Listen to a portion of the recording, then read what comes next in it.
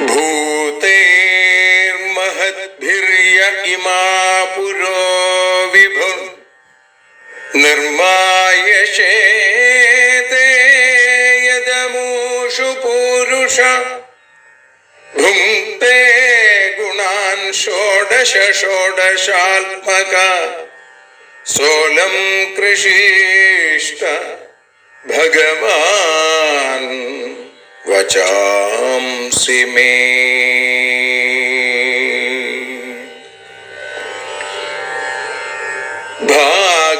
ഭാഗവതത്തെ അറിയാൻ ഈ ഭാഗവതത്തിൽ അലിയാൻ, ഭാഗവതത്തെ അറിയാൻ ശ്രീമദ് ഭാഗവതത്തിൽ അലിയാൻ, ലക്ഷ്യമതും മാത്രം ഹരിയിൽ ഭക്തിയുണർത്തും സംഗീതം ഹരിനാമലഹരി സൗഭാഗ്യം.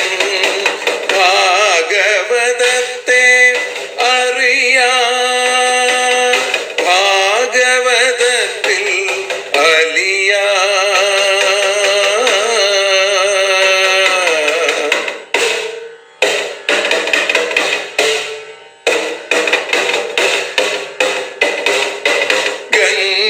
ഗംഗാപതിയുടെ പുത്രൻ സുന്ദര ഗണനായകനോ തുണ ചെയ്യൂ. ഗംഗാപതിയുടെ പുത്രൻ സുന്ദര ഗണനായകനോ തുണ ചെയ്യൂ. വീണയിൽ സംഗീത സാഗരം തീർക്കുന്ന വാണീദേവിയും കാക്കേണേ എന്നിൽ ഭാഗവത കഥ നിറയേണേ.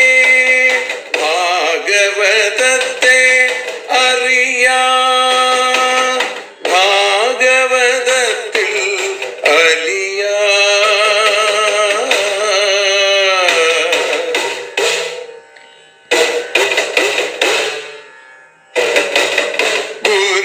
ഗുരുവായൂരിൽ നിത്യം നിറയുക ഗുരുവായൂരിലെ ശ്രീകൃഷ്ണ.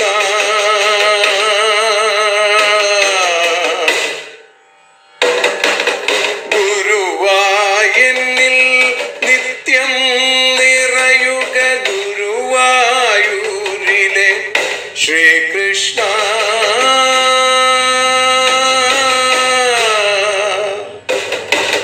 ഹരേ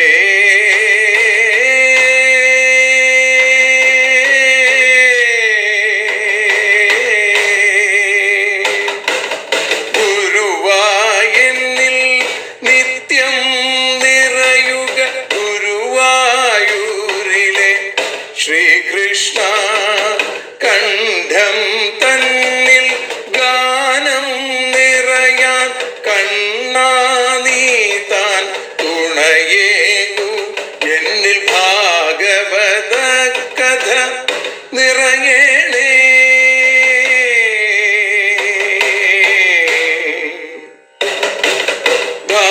ഭാഗവതത്തെ അറിയാൻ ഭാഗവതത്തിൽ അലിയാൻ.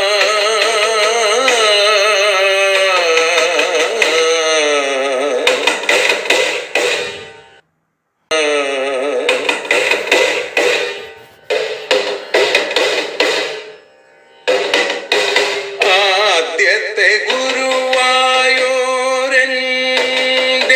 അച്ഛനുപാദ നമസ്കാരം. ആദ്യത്തെ ഗുരുവായൂരനുടെ അച്ഛനുപാദ നമസ്കാരം. അമ്മിഞ്ഞപ്പാൽ മധുരം നൽകിയ അമ്മേ നീ വരമേകേണേ. എന്നിൽ ഭാഗവത കഥ നിറയേണേ.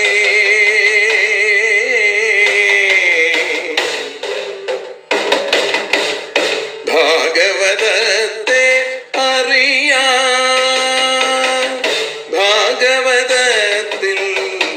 അലിയാ.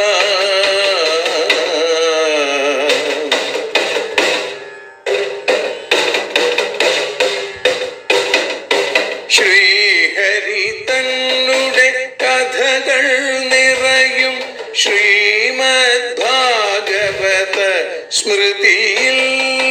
ശ്രീഹരി തന്നുടെ കഥകൾ നിറയും ശ്രീമദ് ഭാഗവത സ്മൃതിയിൽ. ശ്രീകൃഷ്ണാനിൻ കീർത്തനമലരുകൾ ശ്രീപാദത്തിൽ അർച്ചിക്കാം. എന്നിൽ ഭാഗവത കഥ നിറയേണേ.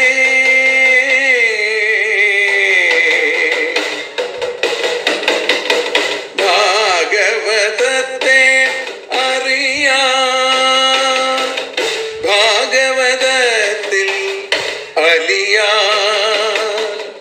ലക്ഷ്യമതൊന്നു മാത്രം ഹരിയിൽ ലഹരിയുണർത്തും സംഗീതം. ഭക്തിയുണർത്തും സാഫല്യം. ഭക്തിയുണർത്തും സൗഭാഗ്യം. ഭാഗവതത്തെ അറിയാൻ,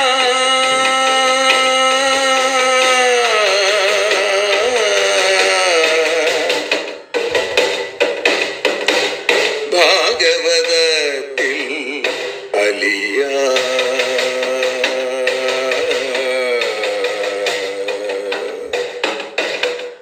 ഭാഗവതത്തിൽ അലിയാൻ.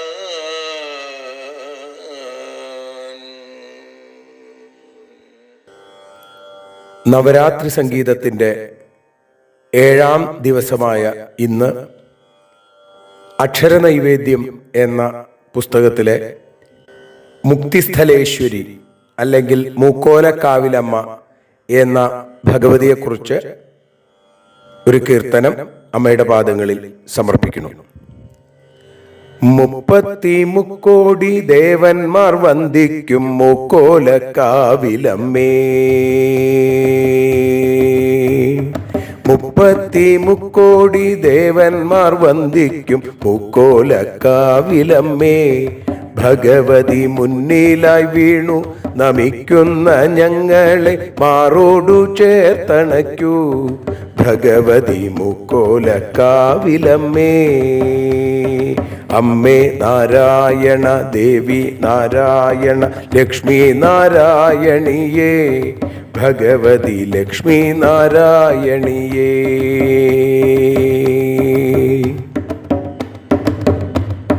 മുജ്ജന്മ പാപങ്ങൾ തീർത്തു രക്ഷിക്കുന്ന മുപ്പാരിനാഥയല്ലേ. ഭഗവതി മൂകനെ ഗായകനാക്കി മാറ്റിയിടുന്ന മാതൃത്വഭാവമല്ലേ. ഭഗവതി മൂക്കോലക്കാവിലമ്മേ. അമ്മേ നാരായണ, ദേവി നാരായണ, ലക്ഷ്മി നാരായണിയേ. ഭഗവതി ലക്ഷ്മി നാരായണിയേ.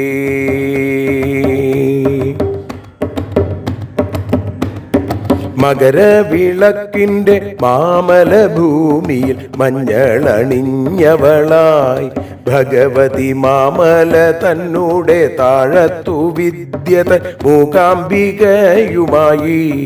ഭഗവതി മൂക്കോലക്കാവിലമ്മേ. അമ്മേ നാരായണ, ദേവി നാരായണ, ലക്ഷ്മി നാരായണിയേ. ഭഗവതി ലക്ഷ്മി നാരായണിയേ.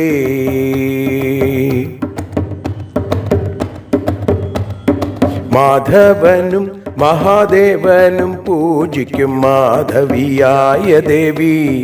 ഭഗവതി മാലിന്യമൊക്കെയും ഇല്ലാതെയാക്കുന്ന മാർജനം നിന്റെ നാമം. ഭഗവതി മൂക്കോലക്കാവിലമ്മേ. അമ്മേ നാരായണ, ദേവി നാരായണ, ലക്ഷ്മി നാരായണിയേ. ഭഗവതി ലക്ഷ്മി നാരായണിയേ.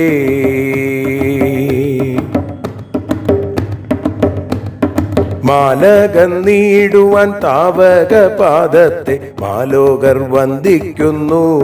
ഭഗവതി മാഴ്കൂമൻ മാനസം തന്നീലായി മിന്നുക മാധവ സോദരിയേ ഭഗവതി മുക്കോലക്കാവിലമ്മേ. അമ്മേ നാരായണ ദേവി നാരായണ ലക്ഷ്മി നാരായണിയേ ഭഗവതി ലക്ഷ്മി നാരായണിയേ.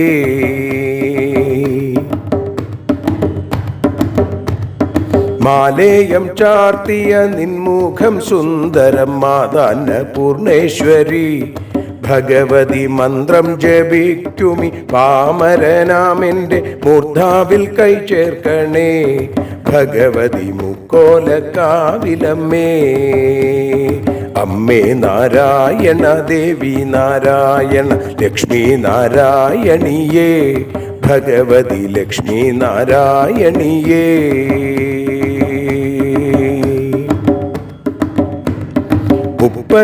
മുക്കോടി ദേവന്മാർ വന്ദിക്കും മുക്കോലക്കാവിലമ്മേ ഭഗവതി മുന്നിലായി വീണു നമിക്കുന്ന ഞങ്ങളെ മാറോടു ചേർത്തണയ്ക്കൂ ഭഗവതി മുക്കോലക്കാവിലമ്മേ.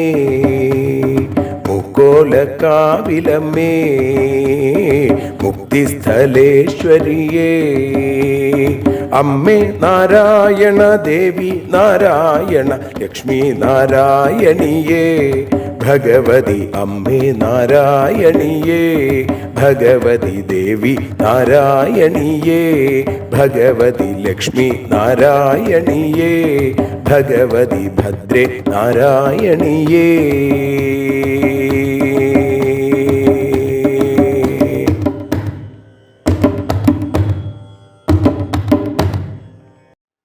പീതാംബരം കരവിരാജിതശംഖചക്രകൗമോദഗീ സരസിജം കരുണാസമുദ്രം രാധാസഹായം അതിസുന്ദരമന്ദഹാസം വാതാലയേശം അനിശം ഹൃദി ഭാവയാമി. ശ്രീ ഗുരുവായൂരപ്പാ ശരണം. ശ്രീമദ് ഭാഗവതം അറിയാനലിയാൻ എന്ന അക്ഷരപൂജ ഇന്ന് 795 ദിവസത്തിലേക്ക് എത്തുമ്പോൾ ശ്രീമദ് ഭാഗവതം ഏകാദശ സ്കന്ധത്തിലെ 11 അധ്യായത്തിൽ 14 ശ്ലോകം മുതലാണ് നമ്മൾ ഇന്ന് അനുസ്മരിക്കുന്നത്. ഭഗവതുദ്ധവ സംവാദമാണ് ഏകാദശ സ്കന്ധത്തിൻ്റെ പ്രമേയം. നമുക്കെല്ലാവർക്കും അറിയാം ഭഗവാൻ ഉദ്ധവന് നൽകുന്ന ഉപദേശം. അവിടെ ഭഗവാൻ പറയുകയാണ്, യസ്യോർ വീതസങ്കൽപ്പ പ്രാണേന്ദ്രിയ മനോധിയാം വൃത്തയ സ വിനിർമുക്തോ ദേഹസ്ഥോഭി തദ്ഗുണൈ. യസ്യ പ്രാണേന്ദ്രിയ മനോധിയാം, ഏതൊരുവന്റെ പ്രാണൻ, ഇന്ദ്രിയം, മനസ്സ്, ബുദ്ധി ഇവയുടെ വൃത്തയ വ്യാപാരങ്ങൾ വീതസങ്കൽപ്പ സങ്കല്പം ഇല്ലാത്തവയായി സ്യു ഭവിക്കുമോ സ അവൻ ദേഹസ്ഥ അപി തദ്ഗുണൈ വിനിർമുക്ത ദേഹത്തിലിരിക്കുന്നുവെങ്കിലും അതിൻ്റെ ഗുണങ്ങളിൽ നിന്നും മോചിക്കപ്പെട്ടവനാണ്, അവൻ മുക്തനാണ് എന്ന് ചുരുക്കം. പ്രാണൻ, ഇന്ദ്രിയം, മനസ്സ്, ബുദ്ധി ഇതിൻ്റെ വ്യാപാരങ്ങളെക്കുറിച്ച് സങ്കല്പം ആർക്കാണോ ഇല്ലാത്തത് അവൻ ഇന്ദ്രിയാദികളുടെ വ്യാപാരത്തിലൊക്കെ ഉൾപ്പെട്ടു എങ്കിൽ പോലും അതുമായി ബന്ധമില്ലാതിരിക്കും. ദേഹസ്ഥനാണെങ്കിലും അവൻ മുക്തനാണ്. പ്രാരബ്ധാനുഭവം അത് ഒരു ലീല മാത്രമായിട്ട് കണക്കാക്കണു ഇങ്ങനെയുള്ള ഭക്തന്മാര്. യസ്യാത്മാ ഹിംസ്യതേ ഹിംസ്രൈ യേന കിഞ്ചിൽ യദൃച്ഛയ അർച്യതേവ ക്വചിത് തത്ര ന വ്യതിക്രിയതേ ബുധ. യസ്യ ആത്മ ഏതൊരുവന്റെ ദേഹം ഹിംസ്രൈ ഹിംസ്യത്തെ ദുഷ്ടജന്തുക്കളാൽ കൊല്ലപ്പെടുന്നുവോ യദൃച്ഛയ അസംഗതിയായിട്ട് യേന ഏതൊരുവനാൽ ക്വചിത് ചിലയിടത്ത് അർച്യതെ പൂജിക്കപ്പെടുന്നു തത്ര ഈ രണ്ടവസ്ഥയിലും കിഞ്ചിത് ബുധ അല്പം പോലും അറിവുള്ളവൻ ന വ്യതിക്രിയതയെ ഒട്ടും വികാരപ്പെടുന്നില്ല എന്നാണ്. അജ്ഞാനിയെയും ജ്ഞാനിയെയും തിരിച്ചറിയാനുള്ള മാർഗം ഭഗവാൻ ഉദ്ധവന് പറഞ്ഞു കൊടുക്കുകയാണ്. ചില ദുഷ്ടജന്തുക്കൾ ഒരു ദേഹത്തെ ഹിംസിച്ചോട്ടെ, അല്ലെങ്കിൽ ഏതെങ്കിലും ഒരാൾ വന്ന് അയാളെ പൂജിച്ചോട്ടെ. രണ്ട് സംഗതികളിലും മനസ്സിന് ഒരു വികാരവുമില്ലാതിരിക്കുന്നവനാണ് യഥാർത്ഥ ജ്ഞാനി എന്ന് പറയുന്നു. മനസ്സിന് ആ അചഞ്ചലമായൊരു ഭാവം ഉണ്ടാവണം.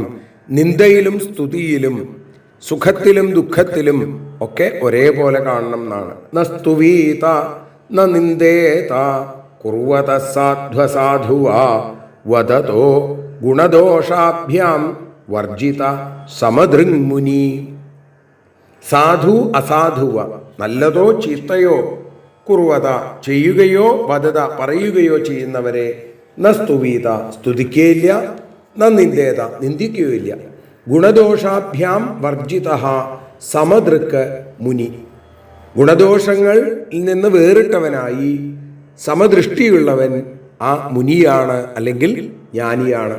തനിക്ക് നന്മയോ തിന്മയോ ആരെ എന്തു വേണമെങ്കിലും ചെയ്തോട്ടെ, തന്നെ സ്തുതിക്കുകയോ നിന്ദിക്കുകയോ ചെയ്തോട്ടെ, പക്ഷേ ആ ഗുണദോഷങ്ങൾ ഗണിക്കാതെ സമഭാവനയോടുകൂടി എപ്പോഴും ഇരിക്കാൻ സാധിക്കുന്നവൻ, അതാരാണോ ആ വ്യക്തി ബാഹ്യാവസ്ഥകളിൽ നിന്ന് വേറിട്ട് ആന്തരമായി എല്ലാത്തിലും സമമായിരിക്കുന്ന ഈശ്വരനെ കാണുന്നു. ആ പരമചൈതന്യത്തിൽ മുങ്ങിയിരിക്കുന്ന ജ്ഞാനിയാണ് ഇത്തരത്തിലുള്ള ആളുകൾ എന്ന് പറയുന്നു. എല്ലാത്തിനെയും ദ്വൈതങ്ങളെ ഒരേപോലെ കാണാൻ സാധിക്കുന്നു. ന കുര്യാൻ ന വദേൽ കിഞ്ചിൽ ന ധ്യായേൽ സാധ്വസാധുവ ആത്മാരാമോനയാ വൃത്യ വിചരേ ജഡവൻ മുനി. സാധു അസാധുവ നേരത്തെ പറഞ്ഞു, നല്ലതോ ചീത്തയോ, കിഞ്ചിത് അല്പം പോലും ന കുര്യാ ചെയ്യരുത്, ന വദേൽ പറയരുത്, ന ധ്യായേൽ ധ്യാനിക്കരുത്, അനയാവൃത്യ ഈ വ്യാപാരത്താൽ ആത്മാവിൽ രമിക്കുന്നവനായി ആത്മാരാമഹ ജഡവൽ ഒന്നും അറിയാത്തവനെ പോലെ മുനി ജീവൻ മുക്തൻ സഞ്ചരിക്കണമെന്നാണ്. ചിന്തിക്കുന്നത് മനോധർമ്മമാണ് അല്ലേ? ആ മനസ്സ് ആത്മാവിൽ രമിച്ചിരിക്കുന്നത് കൊണ്ട് ലൗകിക വസ്തുക്കളുടെ ഗുണദോഷ ചിന്ത ചെയ്യാൻ കർത്താവില്ലാതെയാവും. അങ്ങനെ ആത്മാരാമനായിരിക്കുന്ന ജ്ഞാനി ഒന്നും അറിവില്ലാത്ത ഒരു ജഡനെ പോലെ, ഒരു ബുദ്ധിയില്ലാത്തവനെ പോലെ സഞ്ചരിക്കും. കാറ്റിൽ അലയുന്ന പുൽക്കൊടി പോലെ എന്നാണ്. എങ്ങടാണ് പോണത് എന്ന് പോലും അറിയില്ല. ആ പ്രാരബ്ധത്തിന്റെ വലിപ്പ ചെറുപ്പമനുസരിച്ച്, അതിന്റെ പ്രേരണ അനുസരിച്ച് എങ്ങോട്ടെങ്കിലും പോവും, അത്രയേ ഉള്ളൂ. അല്ലാതെ ഇതൊന്നും താൻ ചെയ്യുന്നതല്ല, ഈശ്വര സങ്കല്പമാണ് എന്ന് ജ്ഞാനി തിരിച്ചറിയണു. ശബ്ദബ്രഹ്മണി നിഷ്ണാതോ ന നിഷ്ണായാൽ പരേ യദി ശ്രമസ്തസ്യ ശ്രമഫലോ ഹ്യധേനുമിവ രക്ഷത.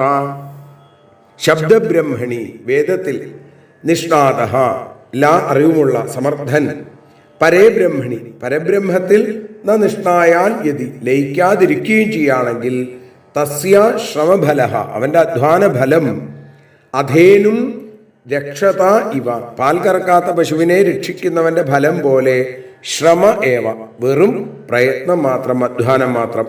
ശാസ്ത്രത്തിൽ വലിയ പാണ്ഡിത്യമൊക്കെ ഉണ്ട്, പക്ഷേ ആ പരമാത്മാവിനെ അറിഞ്ഞു ഭജിക്കാൻ, അതിൽ ലയിക്കാൻ സാധിക്കാത്തവൻ ശാസ്ത്രാഭ്യാസം കൊണ്ട് എന്ത് ഫല അയാൾക്കുള്ളത്? ഒരു ഫലവുമില്ല.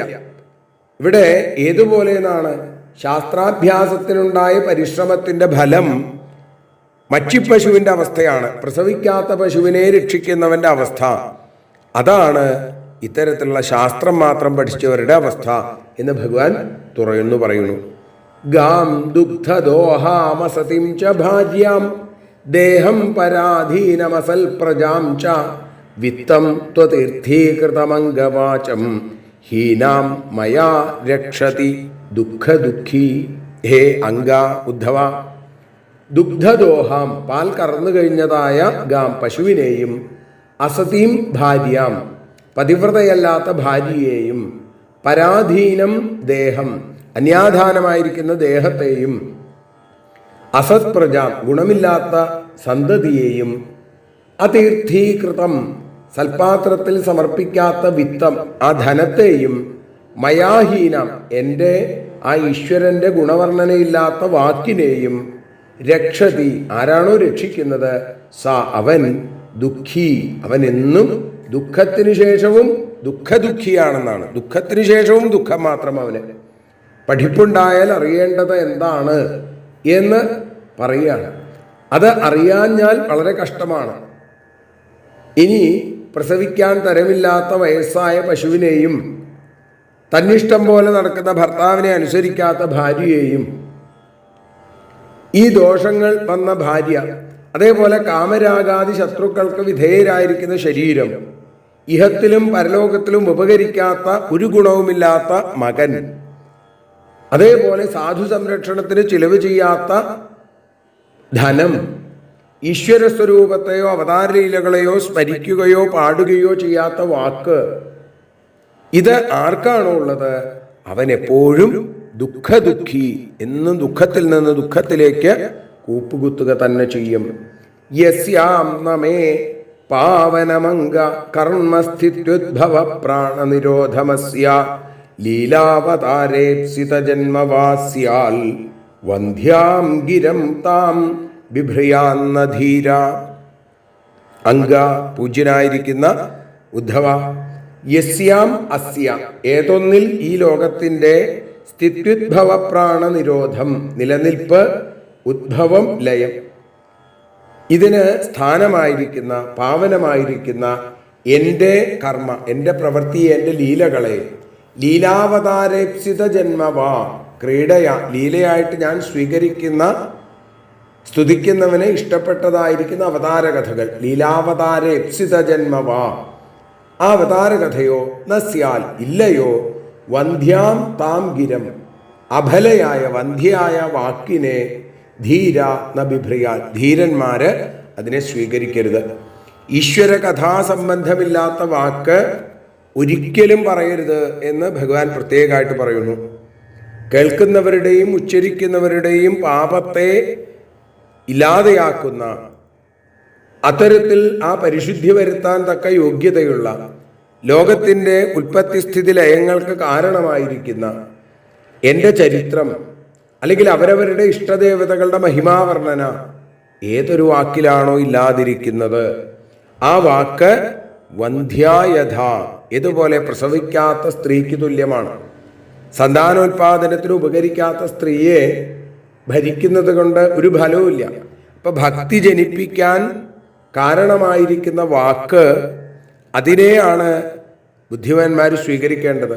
ഭക്തി ജനിപ്പിക്കാൻ ശക്തിയില്ലാത്ത വാക്കിനെ സ്മരിക്കുക പോലും ചെയ്യരുത്, ഉച്ചരിക്കരുത്. പ്രത്യേകിച്ച് പറഞ്ഞു, ഏവം ജിജ്ഞാസയാപോഹ്യ നാനാത്വഭ്രമമാത്മനി ഉപാരമേത വിരജം മനോ മയ്യർപ്യ സർവകേ.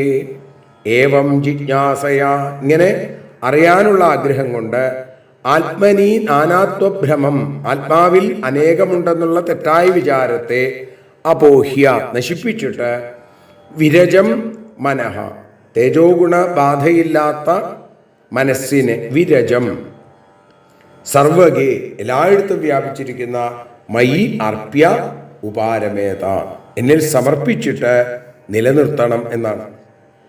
തത്വചിന്ത കൊണ്ട് ആത്മാവ് ഏകനല്ല, അനേകമുണ്ട് എന്ന് തോന്നിയ ധാരണ കളയുക.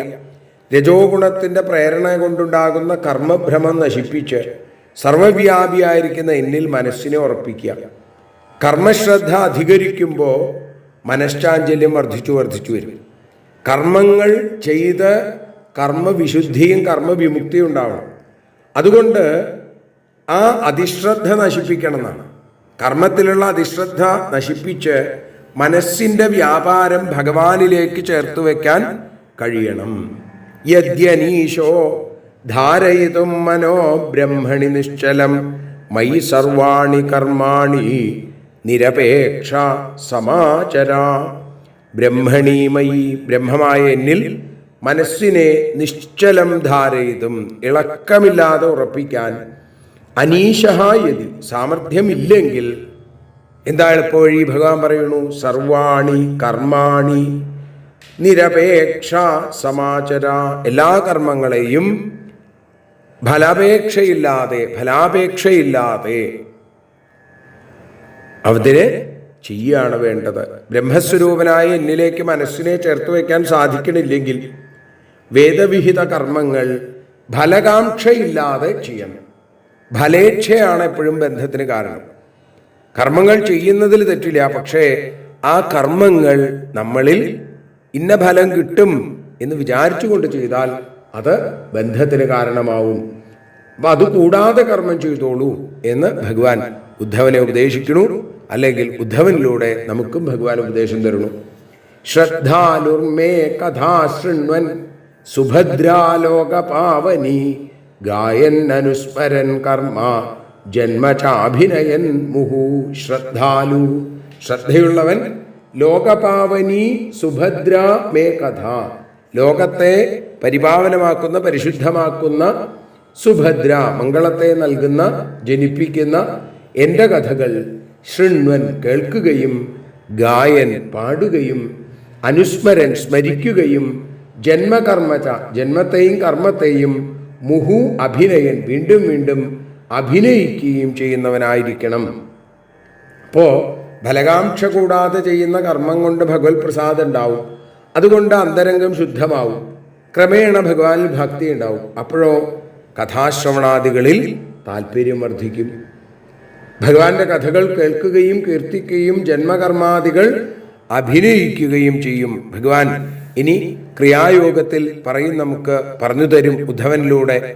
ഉപഗായൻ ഗൃണൻ നൃത്യൻ കർമാണ്യഭിനയൻ മമ മൽക്കഥാശ്രാവയൻ ശൃണ്വൻ മുഹൂർത്തം ക്ഷണികോ ഭവേത് എന്ന്.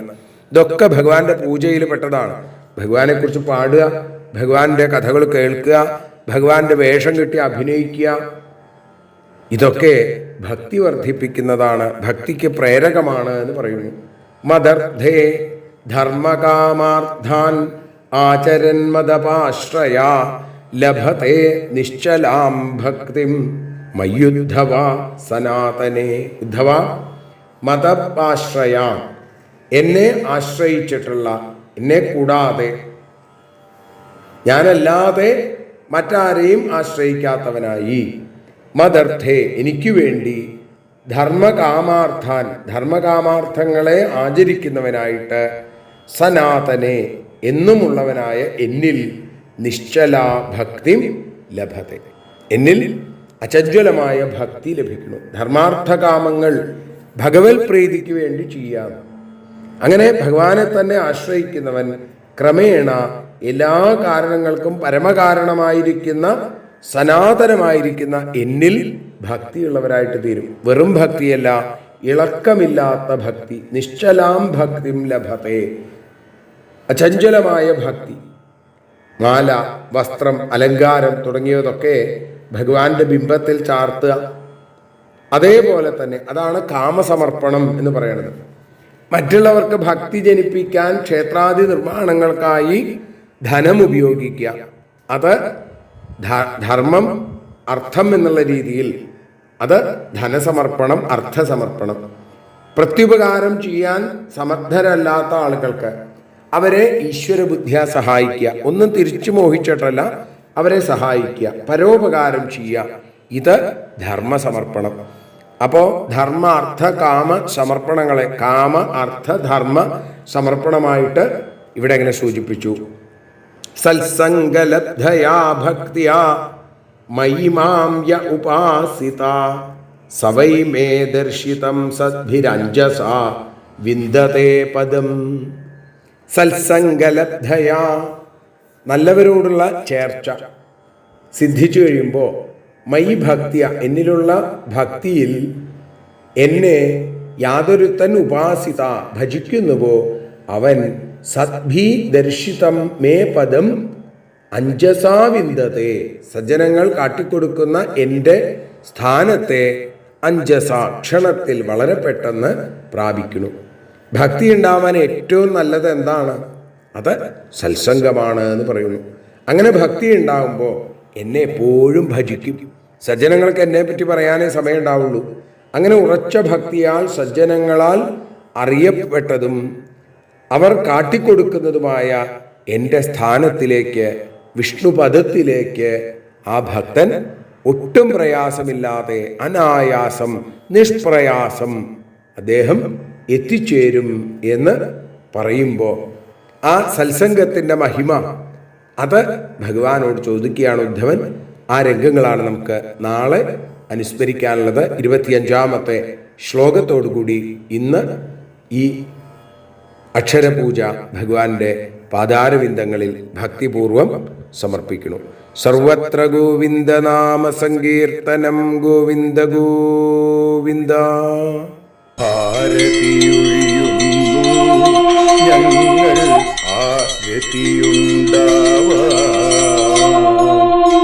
ഹരിപാദേ രതിയുണ്ടാകാൻ ആരതിയൊഴിയുന്നു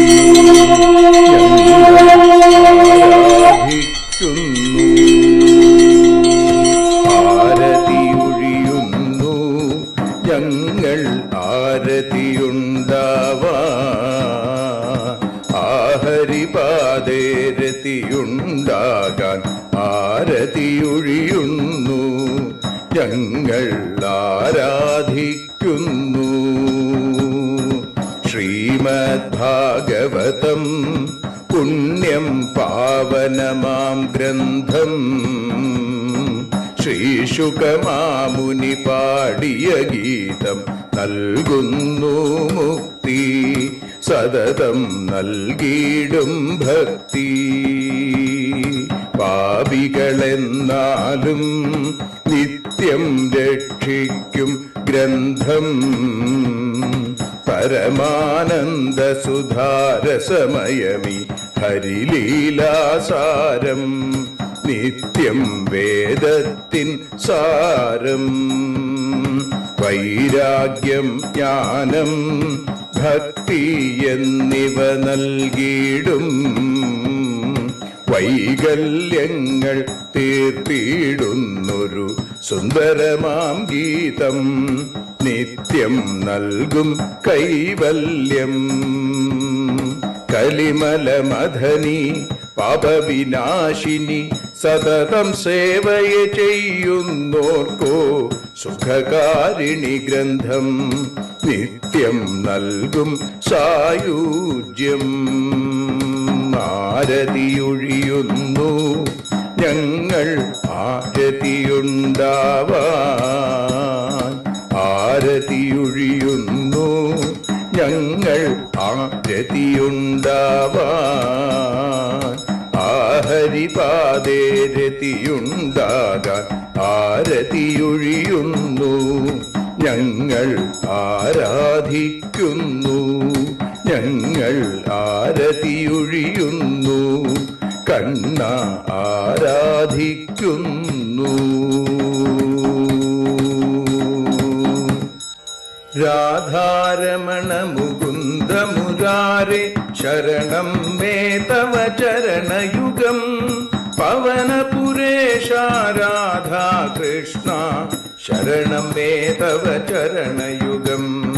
മീനായി മണ്ണിൽ പിറന്നൊരു ദേവ ശരണം മേ തവ ചരണയുഗം.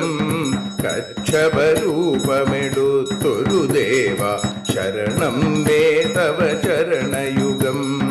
സൂകരഭാവമണിഞ്ഞൊരു ദേവ ശരണം മേ തവ ചരണയുഗം.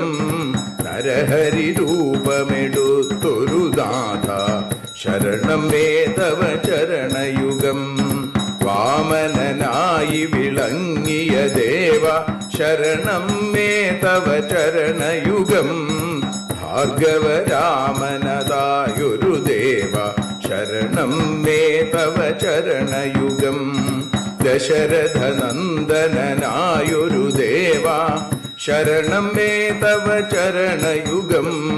ബലമേറുന്നൊരു രാമനാഥ ശരണം മേ തവ ചരണയുഗം. ദേവകി നന്ദന വസുദേവാത്മജ ശരണം മേ തവ ചരണയുഗം. യശോദതനയാ സുന്ദരരൂപ ശരണം മേ തവ ചരണയുഗം. ദ്വാരകവാസാരുക്മിണികാന്ത ശരണം മേ തവ ചരണയുഗം. കലികാലത്തിൽ കൽക്കിയും നീയേ ശരണം മേ തവ ചരണയുഗം. രാധാരമണ മുകുന്ദ മുരാരേ ശരണം മേ തവ ചരണയുഗം. പവനപുരേശ രാധാ കൃഷ്ണ ശരണം മേ തവ ചരണയുഗം.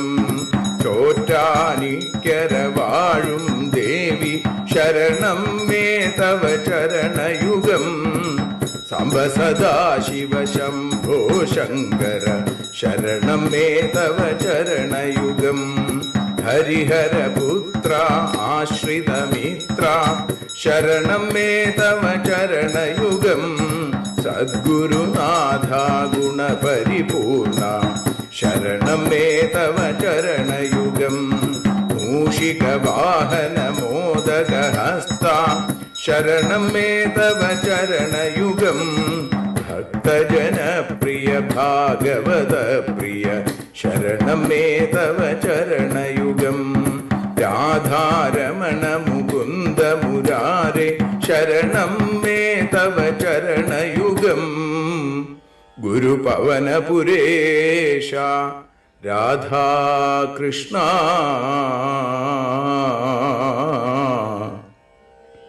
ശരണം മേ തവ ചരണയുഗം.